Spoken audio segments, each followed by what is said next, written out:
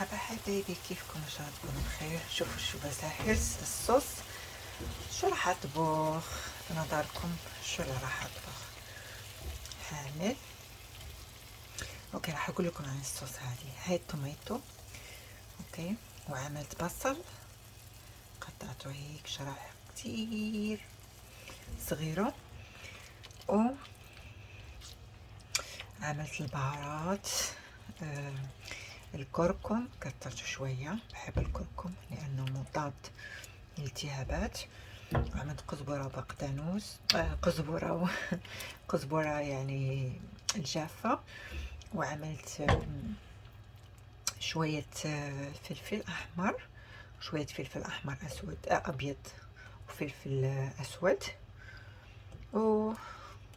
وهي الصوص الأولية اللي راح أكمل الباقي.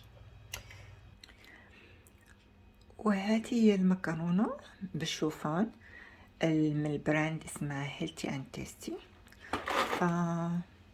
هيك بتيجي لونها، شفتوا؟ شوية بنية. فهذا هو مكونات سهلة، بتنطبخ بسرعة، يعني ما بتاخد وقت كتير. شفتوا الطريقة؟ والباستا شو راح أعمل فيها؟ أعمل فيها شريمس نظيف وفريش، كنت جبته وعملته في الفريزر، فالحين طلعته وراح أعمل بيه الباستا، سي فود باستا. بعدين حاعمل قزبرة بقدانوس، وحاعمل جينجر فريش اورجانيك، وحاعمل توم، وكمان حاعمل توماتو بيست. عادة ما بعملها كتير، بس قلت اليوم يلا غض النظر. وطبعا كل شي راح اطحنه هنا. الآلة العجيبة تعجبني، على الآلة صراحة توفر لي الوقت. فهيا بنا، راح يكون شكله حلو. على فكرة أنا عملت شوية من القرفة، لأن القرفة بتعطي نكهة حلوة، خصوصا أنت بتحبوه إنه الصوص تكون شوية سويت. فإذا ما بتحبوها شوية سويت ما تعملوا قرفة. على كل حال القرفة مفيدة للصحة. وهذا هو، وبخليها على نار نهلة يعني خفيفة، ينطبخ فيها الأشياء كلها. طبعا الباستا بعملها فقط في الماء وراح تصير جاهزة. هو الحين حطيت الشمس لسه شوية متلج، بس هو أصلا نظيف ما شاء الله. خليه، أنا ما عاملة نار كتير قوية، عاملاها خفيفة جدا جدا.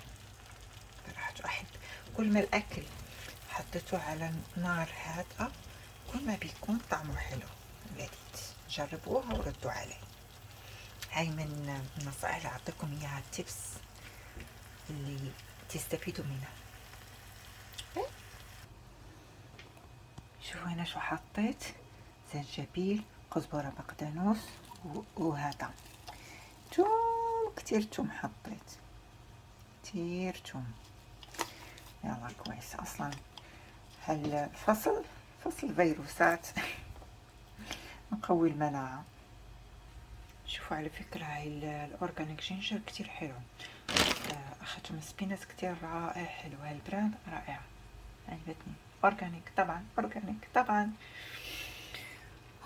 توم، كل شي صحي، الله يعطيكم الصحة. شفتوا الحين كيف صار قليل؟ راح اطحن كمان زيادة، صار قليل، راح اطحن كمان زيادة بقدونس وكزبرة الحالة. بحب الكزبرة والبقدونس، هو ريحة طلعت روعة. راح نضيف البهارات الحلوة. يا سلام، ريحتها تجنن والله. بشكر اكلي، يسلموا ايديا. راح انضفهم من الحين، ما بقدر ماسكة التليفون وبوريكم. على كل حال ريحة جنان. شوفوا لي الشريمس، الجمبري على قولة المصريين. جمبري، احنا نقولوا له الكرافيت هو بالفرنسي. يا سلام، حشوة رائعة. الباستا ما حاعمل اليوم، الحين في الليل على فكرة أنا بطبخ عشان بكرة الغداء أو العشاء، فأنا الباستا راح أعملها بكرة إن شاء الله، ما حاعملها اليوم، يعني ما راح أسلقها بكرة فقط عشان أطبخ السمك الشريمس هذا، عشان هيك أنا اضطريت أعمل اليوم بما إنه الحين عندي مزاج وعندي وقت، فكنت أستغل أطبخ لي الصوص أول شي عشان أرتاح. اوكي فهمتوا فهمتوا؟ يا سلام يا سلام يا سلام، والله صراحة الريحة، يا ريت لو الريحة بتطلع في الفيديو من الفيديو، راح أعزمكم كلكم. إن شاء الله ما بتعرفوا مستقبلا نبعث الريحة عن طريق الفيديوهات. ولا شي بعيد، nothing impossible. يلا خليها. يا سلام رائعة والله، المذاق رائع. خلاص إن شاء الله بكرة راح أسوي الباستا في الماء وخلاص وجاهزة لي الأكل. طبعا لا تنسوا ممكن تعملوا شوية أوريغانو، ممكن تعملوا شوية زعتر بيعطي كمان نكهة حلوة. وهذا هو، يلا راح أغطيها الحين.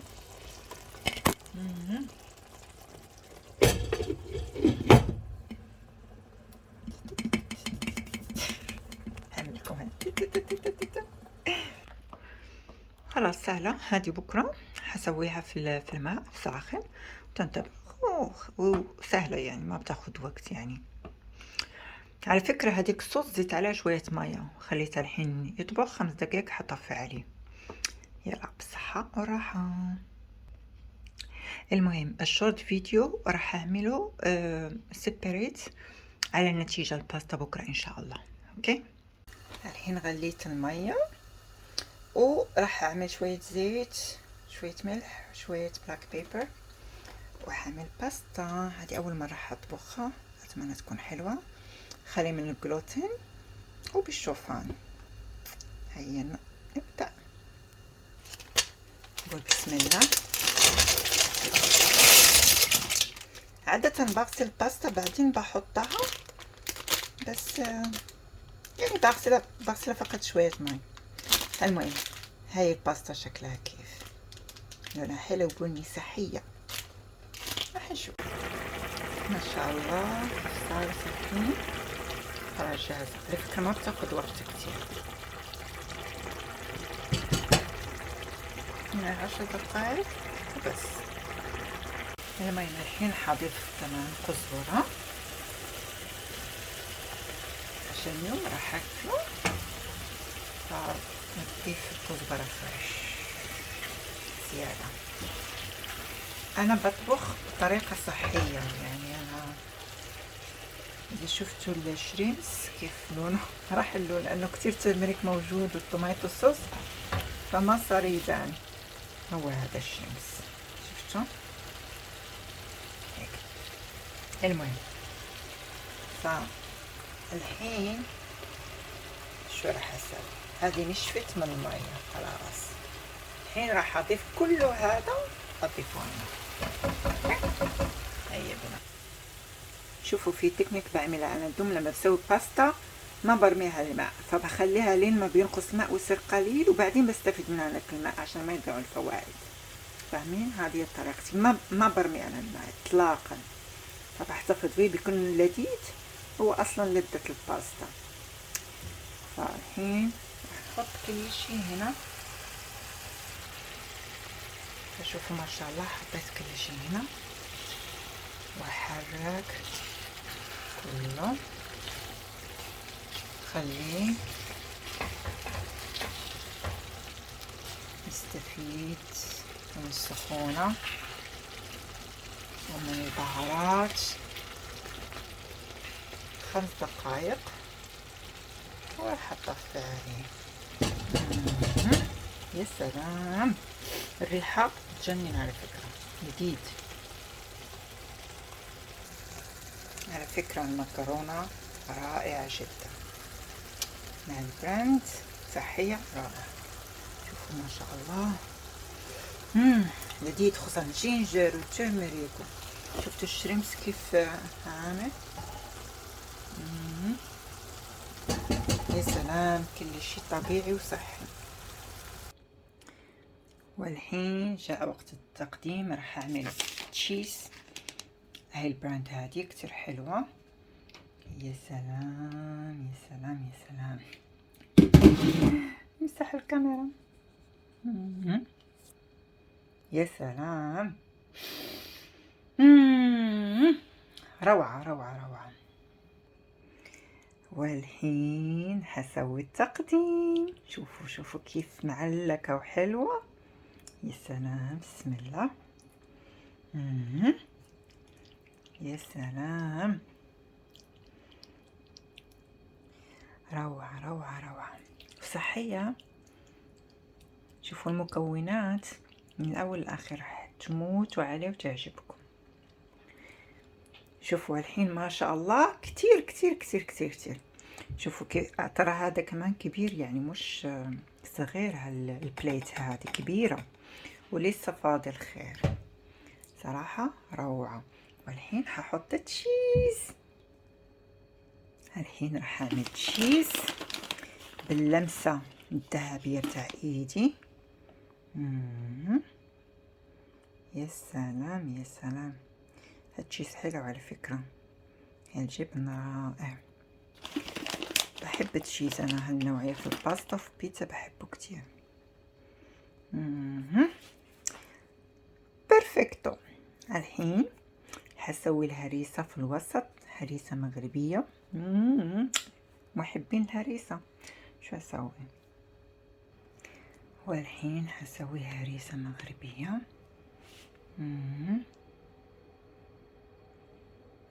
مجنونة. ونقول بسم الله. صراحة الكاميرا ما بتبين الواقع الحلو. بسم الله. من وين بديت انا؟ نسوي شوية هريسة. بسم الله.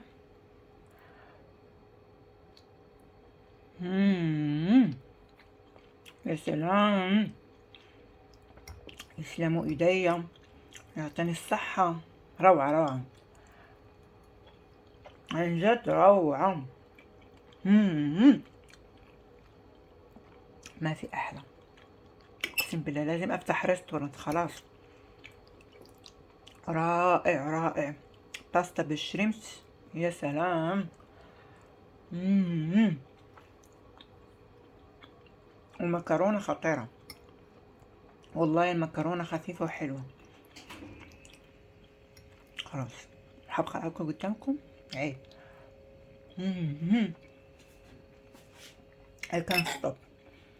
مع الزنجبيل فريش.